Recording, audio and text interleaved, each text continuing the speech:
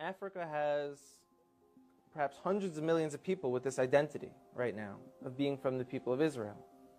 Does that mean they were from the 10 tribes? Likely not.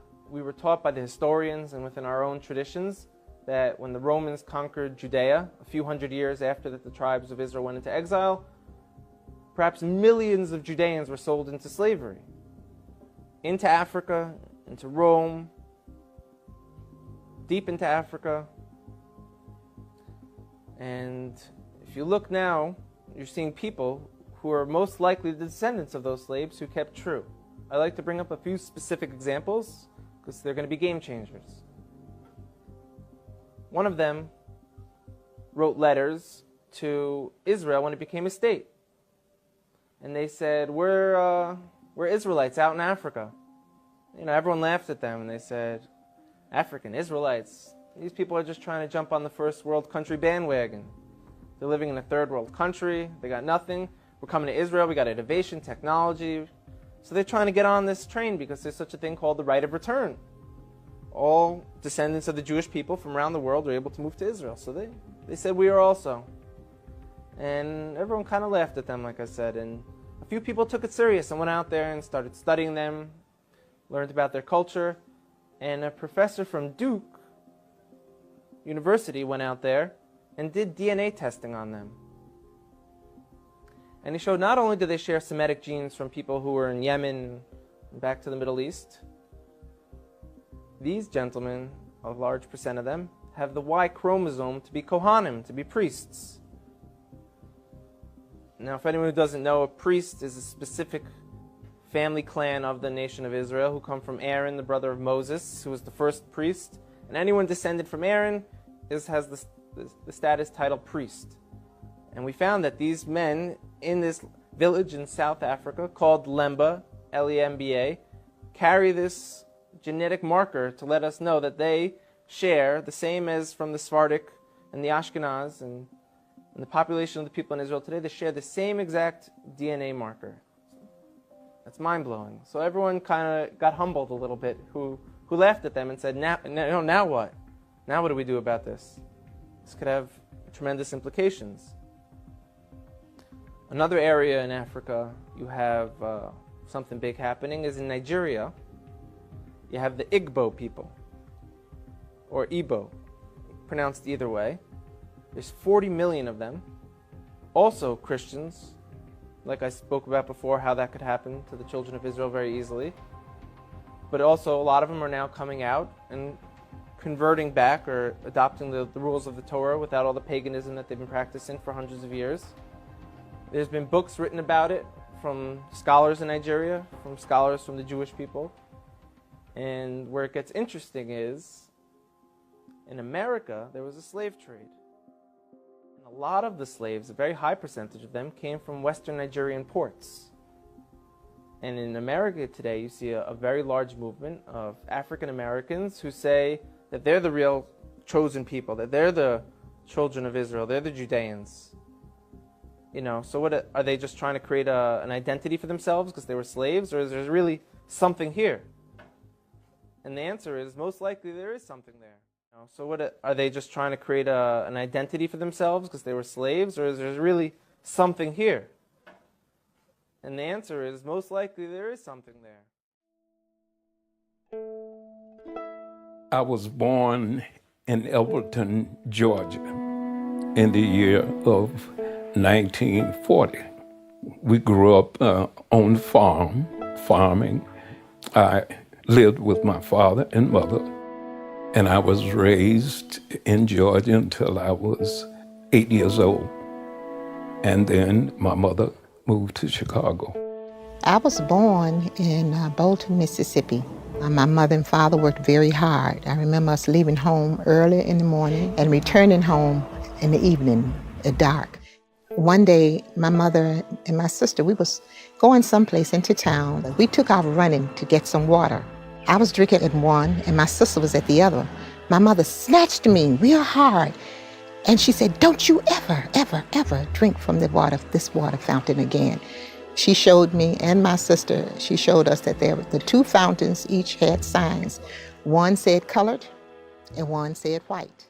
There is touched on drugs and some that was in jail and et cetera and et cetera. I had to make an adjustment to how fast things had changed.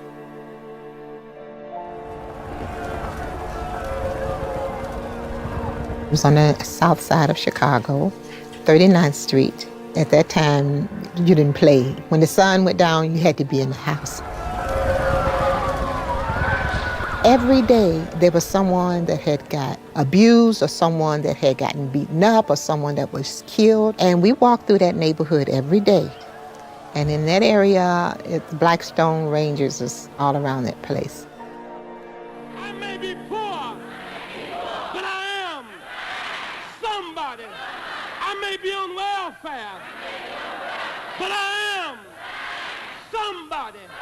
I may be in jail, but I am somebody. I may be uneducated, but I am somebody. I am black, beautiful, proud. I must be respected. My name is Ahmadi El Ben Yehuda. I'm Elamar's father. Was born and raised in Washington, D.C., and I came to Israel in the year 1978 and have lived here, made this my home ever since. Our being part of the state of Israel carries certain obligations, rights and privileges, of course. Naturally, our first 20 years were very, very difficult here. But since the time of the reconciliation between the community and the state and our being recognized as permanent residents and even citizens at this particular point, they come with obligations. And one of the obligations is to defend this land. We firmly believe in the sovereignty of Israel and Israel being that sovereign voice and authority over this land. However, there would have to be one law for all people on this land, but Israel is mandated prophetically to be the holder of that right. I just want to do God's will. And He's allowed me to go up to the mountain.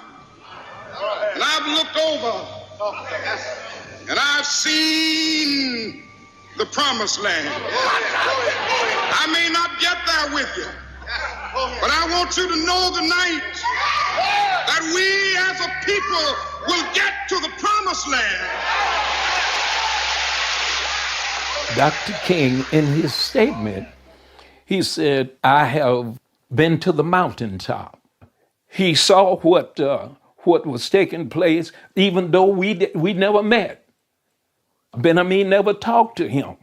But now he also said that I might not get there with you, but we as a people shall get to the promised land. Under the smokescreen of the great riots, we would set off on the Exodus, the journey back to the promised land to establish the long-awaited kingdom of God. Judaism is simply a religion. It is not a nationality. And those that adhere or believe in the tenets of Judaism, they are referred to as Jews. I'm a Hebrew. That is my nationality, a descendant of the biblical Israelites.